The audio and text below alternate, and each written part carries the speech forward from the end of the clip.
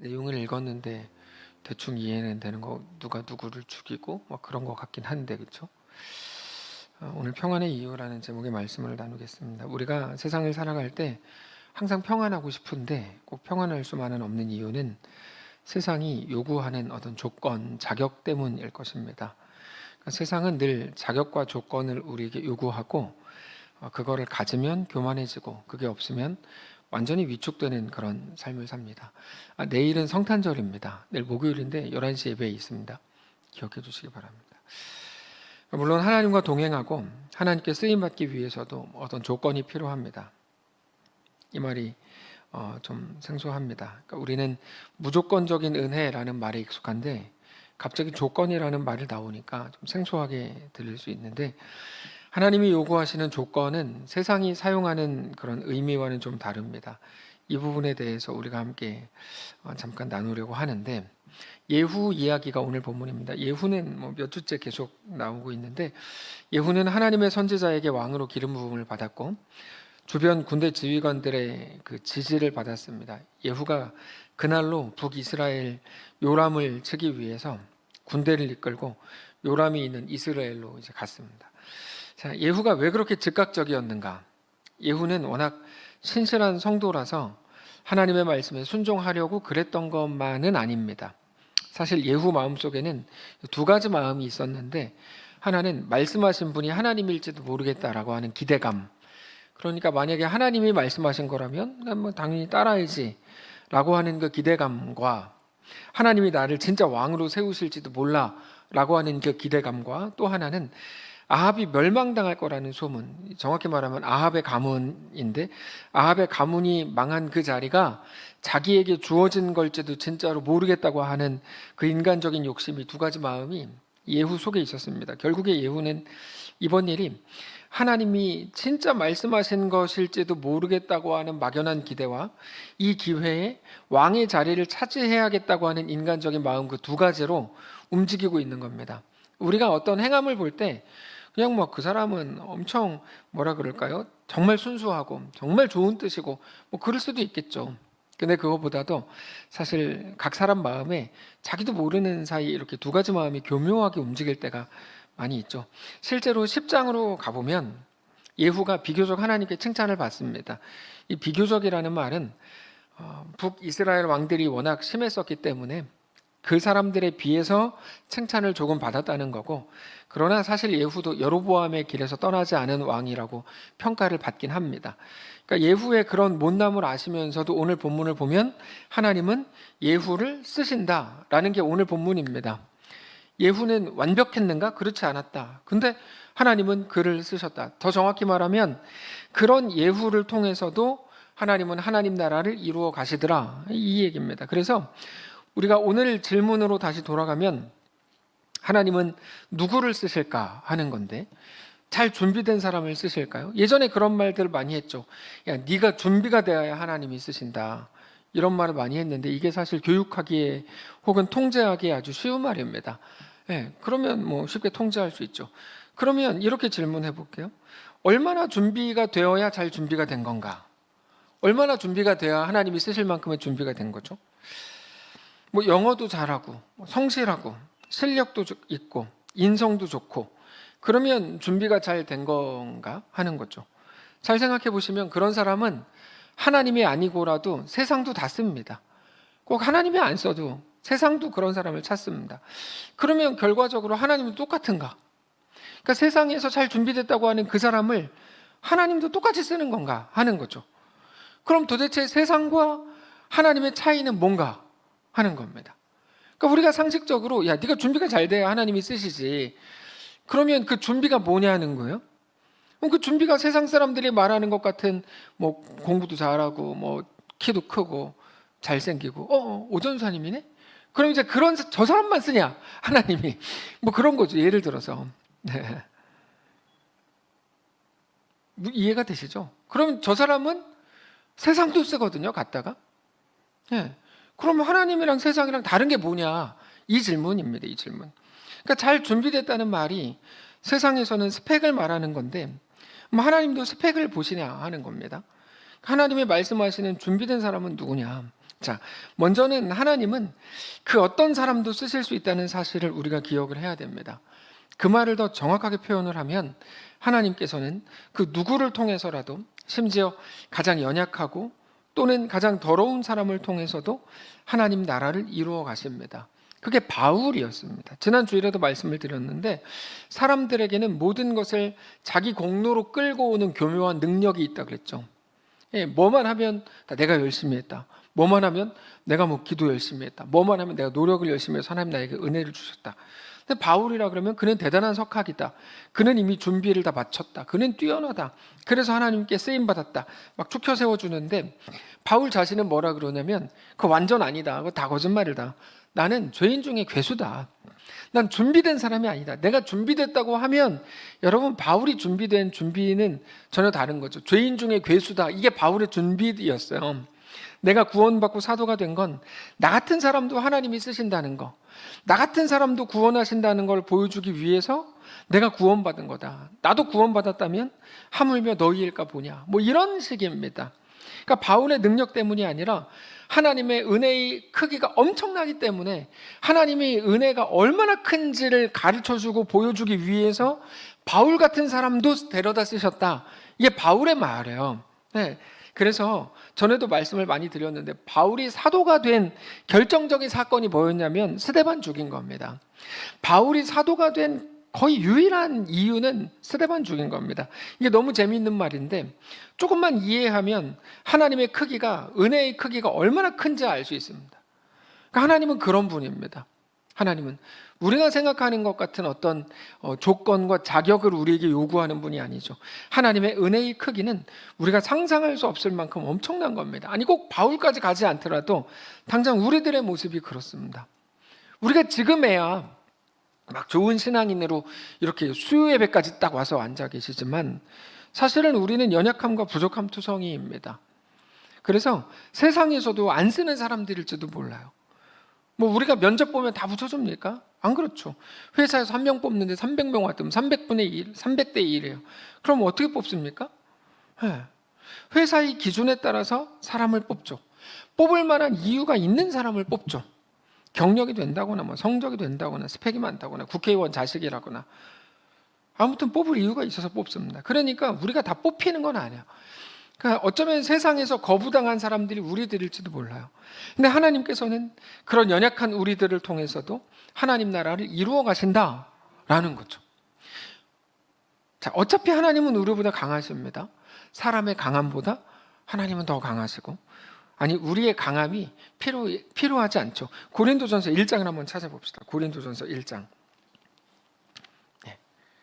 어차피 수요예배도 나오셨는데 그냥 이대로 돌아가면 서운하니까 성경이라도 찾읍시다. 고린도전서 1장 23절. 이제 2026년이 얼마 남지 않았어요. 성경 통독반에 들어가실 여러분을 기대합니다. 내일은 점심을 주나요? 내일 점심 줍니다. 이게 거의 작년인가 재작년에도 안 주고 해가지고, 안 줬다기보다 표현이 이상해졌는데, 하여튼 못 얻어먹어서 그것도 아닌데, 하여튼 그래가지고 식사가 없었어가지고, 식사를 집에 가서 먹어야 생각하는 분들 계실까봐 미리.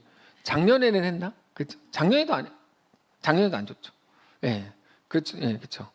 코로나 이후로 안 했던 것 같아요. 그렇죠. 코로나가 문제입니다. 코로나가. 자, 23절 보시면, 고린도전서 1장 23절. 우리는 십자가에 못 박힌 그리스도를 전하니 유대인에게는 거리끼는 것이요 이방인에게는 미련한 것이로되, 오직 부르심을 받은 자들에게는 유대인이나 헬라인이나 그리스도는 하나님의 능력이요 하나님의 지혜니라. 하나님의 어리석음이, 여러분, 하나님의 어리석음이 어디 있습니까, 세상에. 네, 말이 그렇다는 거죠. 하나님의 어리석음이라도 하는 게 없지만, 그게 있다고 해도 사람보다 지혜롭고, 하나님에겐 약하심이라는 게 있을 수가 없는데 있다고 쳐도 사람보다 강하다. 그러니까 약한 자, 부족한 자, 없는 자들을 통해서 하나님 나라를 이루어 가신다라고 말씀을 하세요. 그러면 질문해 볼게요. 그러면 준비된 사람이 쓰임 받습니까? 맞아요. 하나님도 준비된 사람을 쓰세요. 근데 하나님이 말씀하시는 그 준비라는 건 세상과 달라요. 26절을 보세요. 26절 이어서 이렇게 되어 있습니다. 형제들아, 너희를 부르심을 보라. 이게 이제 사람의 준비입니다. 하나님이 쓰시는 사람의 준비, 조건과 자격. 육체를 따라 지혜로운 자가 많지 않고 능한 자가 많지 않고 문벌 좋은 자가 많지 않도다. 최소한 이게 조건은 됩니다. 지혜가 없어야 하고 능력이 없어야 하고 문벌이 좋지 않아야 돼요. 딱 우리네 27절. 그러나 하나님께서 세상에 미련한 것들을 택하사 또 하나 조건이 나왔어요. 미련해야 돼요. 나오는 거예요 그대로. 지혜 있는 자는 안 됩니다. 지혜 있는 자를 부끄럽게 하려 하시고 세상에 약한 것들을 택하사 약해야 돼요. 강한 것들을 부끄럽게 하려 하시고 세상에 천한 것들과 천해야 돼요. 멸시받는 것들과 없는 것들을 택하사 있는 것들을 패하려 하시나니. 자, 하나님이 누구를 쓰신다고 이제 나와 있죠? 그럼 우리는 하나님께 쓰임받기를 원하십니까? 속으로 대답하셔도 돼요. 대답하기 굉장히 좀 그러시잖아요. 네. 우리는 쓰임받기를 원하죠. 그러면 세상에 천한 것들과 멸시받는 것들과 없는 것들이 그 자격이고 조건이다라고 말하는 겁니다. 29절. 그 이유가 뭐냐? 이는 아무 육체도 하나님 앞에서 자랑하지 못하게 하기 위해서다. 그러니까 자기 자랑을 널어놓는 건 굉장히 위험한 겁니다. 그 자체로 굉장히, 이거 사람들이 많이 하는 그 재밌는 말, 자기 자랑 다 해놓고 마지막에 하나님이 하셨어요. 이거 많이 하잖아요 사람들. 그런 말 자체가 사실 굉장히 교묘한 말이죠. 네, 아무 육체도 하나님 앞에서 자랑할 게 없다. 30절.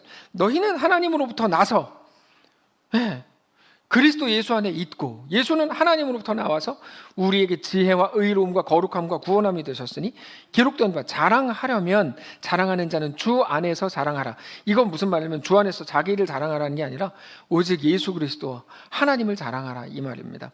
우리가 쓰임받기 위해 준비되어야 되는 건 하나도 없을 뿐만 아니라 오히려 연약함을 준비할 뿐이다 라고 말씀을 하시는 겁니다. 우리는 연약함을 준비해야 됩니다. 웃기죠? 연약함을 준비할 게 뭐가 있습니까? 네, 아니에요. 스스로의 연약함을 하나님 앞에 고백하는 게 연약함에 대한 준비입니다. 연약함을 하나님 앞에 고백하는 거. 근데 그게 말로 하는 게 아니에요. 진정한 인정과 굴복으로만 증명되는 일입니다. 내 연약함은 하나님 앞에서의 진정한 인정과 굴복으로만 증명이 됩니다.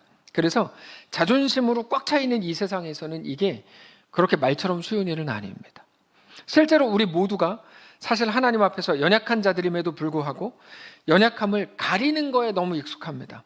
연약함을 매일 가려가지고 좀 덜 창피한 것처럼, 덜 연약한 것처럼 그럴듯한 모습들을 우리는 많이 갖습니다. 하나도 연약하지 않은 사람처럼 다 포장을 합니다.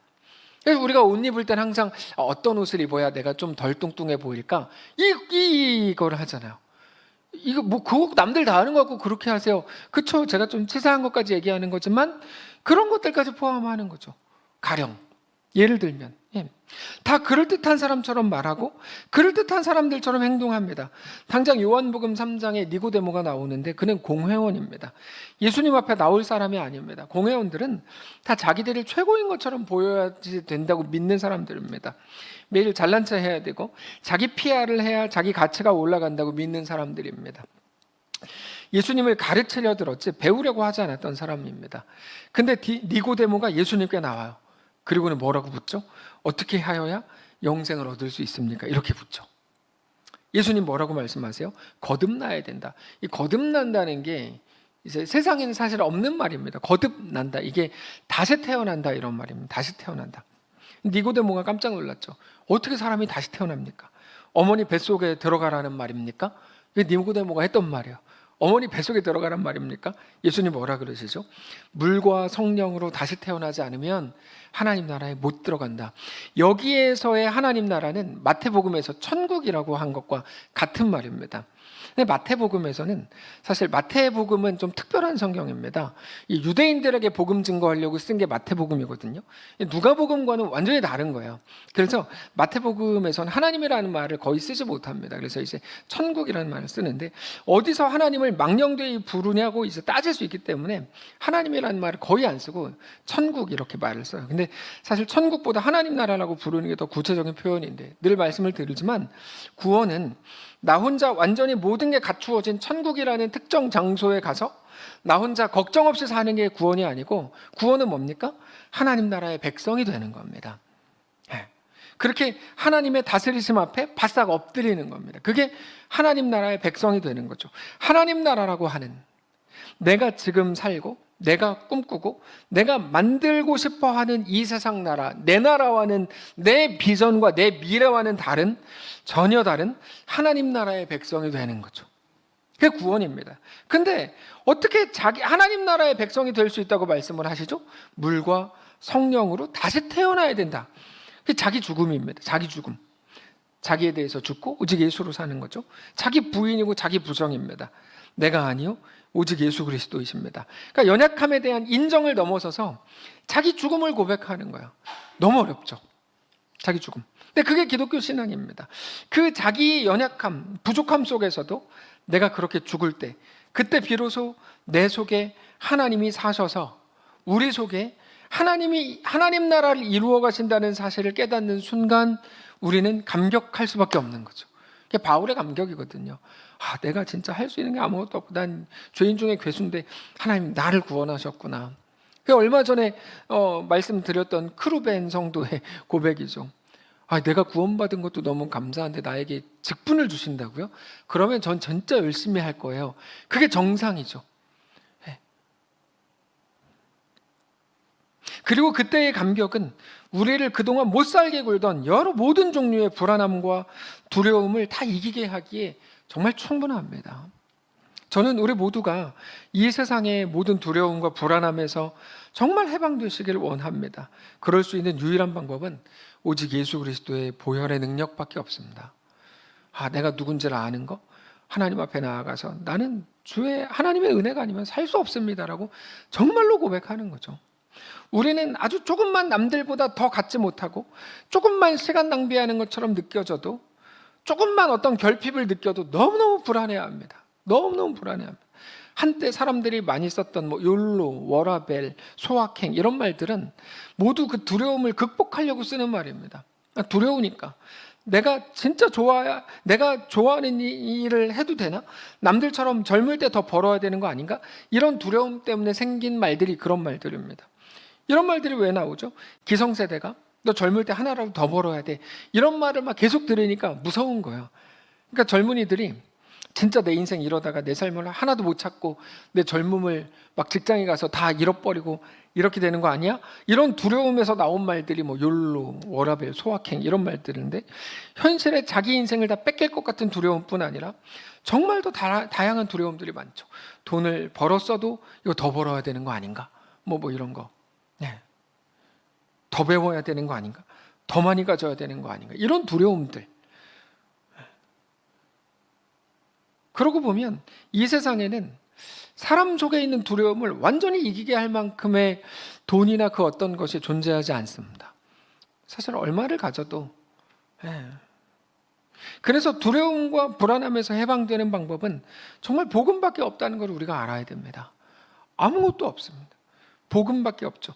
우리의 하나님의 살아계심과 하나님의 완전하심과 나를 사랑하심과 나를 위해 그의 아들 예수 그리스도까지 내어주신 그 사랑을 의지하는 것만이 우리가 모든 두려움에서 자유케 되는 능력이 됨을 여러분 우리는 꼭 기억해야 합니다.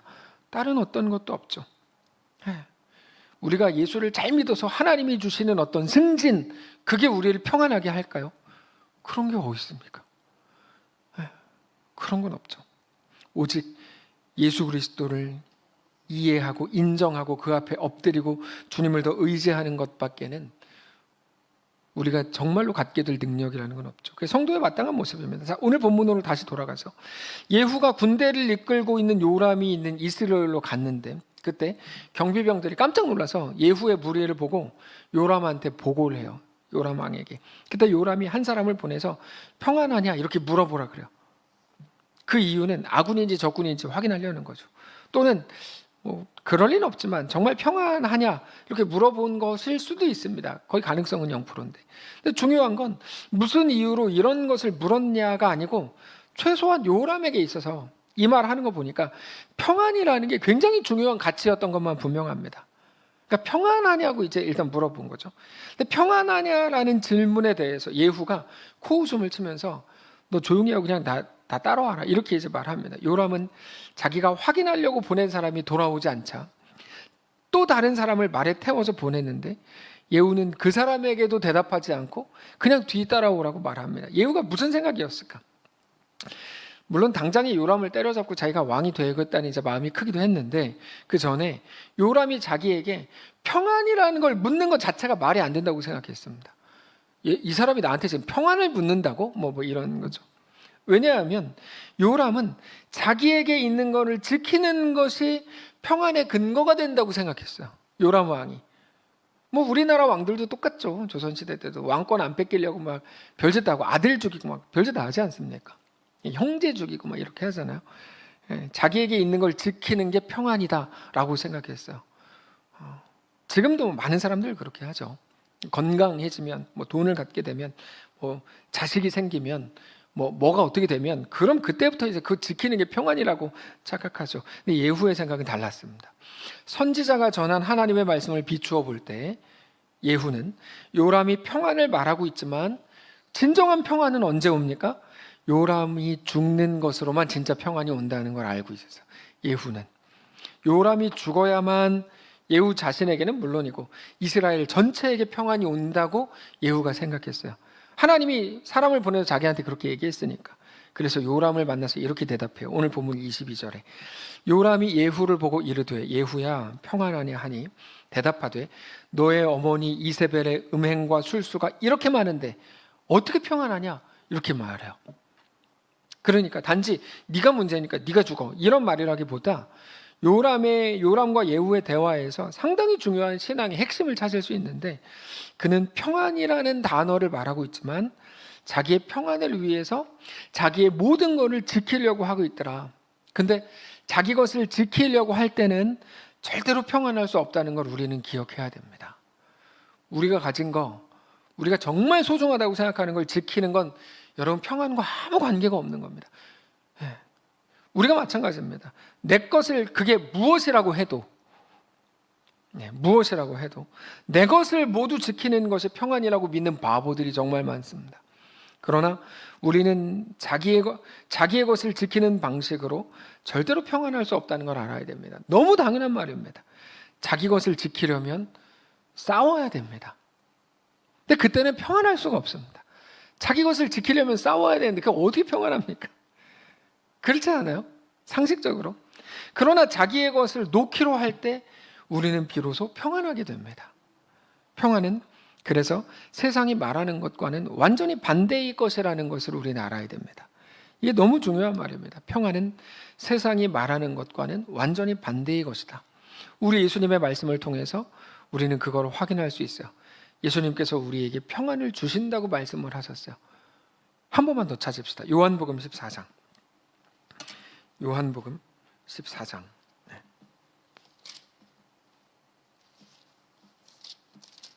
27절입니다. 요한복음 14장 27절. 우리 예수님께서 우리에게 평안을 주신다 이렇게 말씀하시는데 14장 27절 요한복음 평안을 너희에게 끼치노니 곧 나의 평안을 너희에게 주노라. 내가 너희에게 주는 것은 세상이 주는 것과 같지 않다. 너희는 마음에 근심하지 말고 두려워하지 말라. 자, 우리 주님이 주시는 평안은 세상이 주는 종류의 평안과는 다릅니다. 주님이 주시는 평안이 오면 근심이 없고 두려움이 사라집니다. 근데 우리 주님이 주시는 평안이 언제 임하냐면 그 앞에 있습니다. 26절에 보혜사 곧 아버지께서 내 이름으로 보내실 성령 그가 너희에게 모든 것을 가르치고 내가 너희에게 말한 모든 것을 생각나게 하리라. 이게 성령의 사역이죠. 깨닫게 하시는 영입니다. 성령께서 모든 것을 생각나게 하실 때 우리가 평안을 우리에게 찾아오는데 그 모든 게 뭐라고요? 내가 너희에게 말한 모든 것입니다. 그게 뭐냐면 예수님께서 말씀하셨던 말씀입니다. 우리가 하나님 중심일 때에만 진정한 평안을 소유할 수 있는 이유가 바로 여기 있는 거죠. 세상 어떤 것으로도 안 돼요. 우리는 계속해서 말씀으로 계속 들어가야 돼요. 계속 생각해야 되고 하나님 생각나게 하시는 것들을 의지해야 하고 다시 말하면 우리 자신이 중심이고 우리 자신이 주인일 때는 절대로 평안일 수 없습니다. 내가 죽고 예수가 내 삶의 주인이고 중심일 때 비로소 어떤 일들 속에서도 진정한 평안과 자유함을 누릴 수 있게 되는 거죠. 결국에 평안은 주어지는 게 아니라 여러분, 오늘 우리가 직접 결정해야 되는 문제입니다. 평안은 내가 결정하는 문제입니다. 결정할 수 있는 문제입니다. 이거는. 그러니까 우리가 기도하면 주님 나한테 평안을 주십시오 해서 될 일이 아닙니다. 이건 내가 오늘 결정할 문제예요. 진정한 평안으로 살 건지 아니면 계속해서 두려움과 스트레스와 불안함 속에서 가진 거를 손에 쥐고 있을지, 그게 뭐라고 해도 우리는 오늘 선택해야 합니다. 이게 복음입니다. 오늘 본문으로 돌아가면 예후의 말이 놀라워요. 네 어머니 이세벨의 음행과 술수가 이렇게 많은데 어떻게 평안하냐. 여기에서 말하는 이세벨의 음행은 비유적인 말입니다. 성경에서 우상 숭배를 항상 음행으로 표현합니다.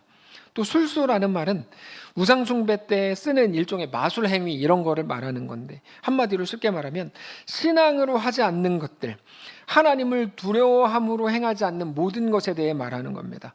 그리고 그 부모의 죄악된 길을 그대로 따라갔던 요람은 부모가 갔던 길을 따라서 자기도 똑같이 멸망의 길을 가게 됐다는 거죠. 자기 자신 깊은 곳에 있었던 요람이 없애지 않은 옛 습관들, 하나님 없는 모든 것들을 제거하지 않고는 절대로 평안을 가질 수 없습니다. 요람은 자기의 모든 병거, 모든 전차를 다 동원해서 예후를 막으려고 했습니다. 그러나 예후가 쏜 화살에 맞고 죽었죠. 23절에 오늘 요람이 곧 손을 돌이켜 도망하여 아하시아에게 이르되 아하시아여 반역이로다 하니 예후가 힘을 다하여 활을 당겨 요람의 두 팔 사이를 쏘니 화살이 그의 염통을 꿰뚫고 나오매 그가 병거 가운데 엎드러진지라. 이것도 너무 중요한 하나의 그림입니다. 자기 것을 다 지키려다가 모든 평안을 다 잃은 요람은 끝까지 자기가 가진 것으로 자기의 주인됨을 지키려고 했을 뿐입니다. 그가 왜 왕으로 남아야 되죠? 그럴 이유가 하나도 없죠. 뭐하러 왕이, 예후가 자기를 죽이겠다 그러면 제가 요람이었으면은 저 그냥 너 왕해 그랬을 것 같아요. 그리고 그냥 시골로 가서 양치다가 행복하게 양고기 먹고 살았을 것 같아요. 얼마나 좋아요 그게. 근데 그는 세상에 속한 그거를 지키려다가 모든 걸 잃었죠. 그러니까 지킬 필요가 없는 걸 지키려다가 그 인생이 망한 거죠. 한순간에 끝납니다. 결국에 한 방에 끝나버릴 것을 붙들고 살았던 사람, 그게 요람입니다. 그렇게 요람의 삶이 끝납니다. 그게 오늘 본문입니다. 사랑하는 성도 여러분, 요람을 기억하셔야 됩니다. 그리고 우리 자신을 보아야 합니다. 요람은 평안을 가장 소중한 가치라고 여겼는지는 몰라도 평안을 어떻게 소유할 수 있는지에 대해서는 하나도 몰랐습니다. 그래서 자기가 갖고 있는 것들을 지키면 평안할 거라고 막연히 생각했습니다. 그래서 아버지 아합과 어머니 이세벨의 그런 정신유산을 지키고 있는 것이 정말 평안할 수 있는 방법이라고 생각하는 거죠. 예후의 말을 통해서 확인해야죠. 여러분, 우리 평안도 마찬가지입니다. 우리가 지켜내고 싶은 것과 정말 지켜내야 하는 것이 어떤 것인지 우리는 구분해야 합니다. 우리는 너무 내가 지키고 싶은 것에 자주 집착합니다. 그게 뭐 여러 가지가 있겠죠. 뭐 자존심이기도 하겠고, 건강일 수도 있겠고, 시간이기도 하고, 돈일 수도 있겠고, 내 계획일 수도 있고, 세상적인 어떤 나의 자리 혹은 내 목표, 내 비전일 수도 있겠죠. 그러나 우리는 하나님이 맡기신 것, 우리가 정말 소중히 여겨야 하는 것에 지금보다 더 많이 집중해야 합니다. 하나님과의 관계를 말할 수 있는 것들이죠.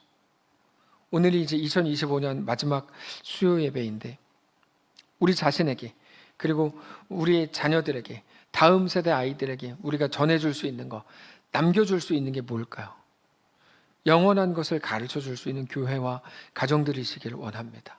오늘 본문을 통해서 우리가 버려야 할 것과 지켜야 할 것들이 우리 속에 선명해지기를 원하고 그것이 우리 다음 세대 아이들에게도 정확하게 전해지기를 원합니다. 더 영원한 게 뭔지, 또 본질적이고 더 복음적이고 하나님과의 관계적이고 하나님의 마음이 담긴 것은 어떤 것인지를 확인하면서 우리들과 다음 세대 모두가 이 마지막 시대에 하나님께 속한 지체들이기를, 그래서 결국 세상이 주지 못하는 진정한 평안과 영원하고도 완전한 평안을 모두가 소유하는 거룩한 성도들 되시기를 주님 이름으로 축복합니다. 기도하겠습니다. 하나님,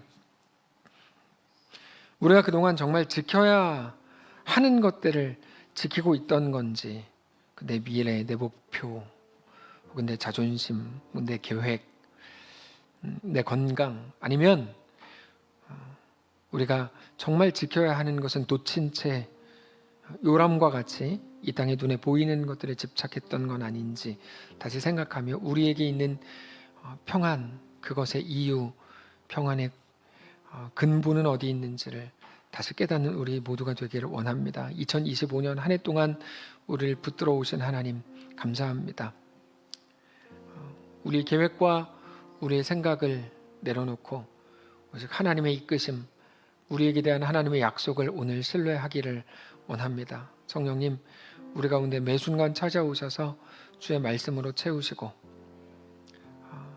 우리 눈에 보이는 모든 상황에 대한 우리 시선의 판단, 이것들이 앞서지 않게 하시고 하나님에 대한 온전한 굴복, 엎드림, 인정이 우리 인생을 꽉 채우는 사랑하는 모든 성도들의 삶이 될 수 있도록 인도하여 주옵소서. 이제 며칠 남지 않은 2025년을 믿음으로 잘 마무리하게 하시고 새롭게 시작한 2026년을 믿음으로 승리하며 시작할 수 있도록 주님 역사해 주옵소서. 그래서 한 번도 살아본 적 없는 2026년이지만 마찬가지로 한 번도 살아본 적 없는 승리의 한 해, 놀라운 감격의 한 해가 되도록 역사해 주시고 축복해 주옵소서. 우리와 함께 하시길 간절히 소원하며 살아계신 우리 주 예수님의 이름으로 기도합니다. 아멘.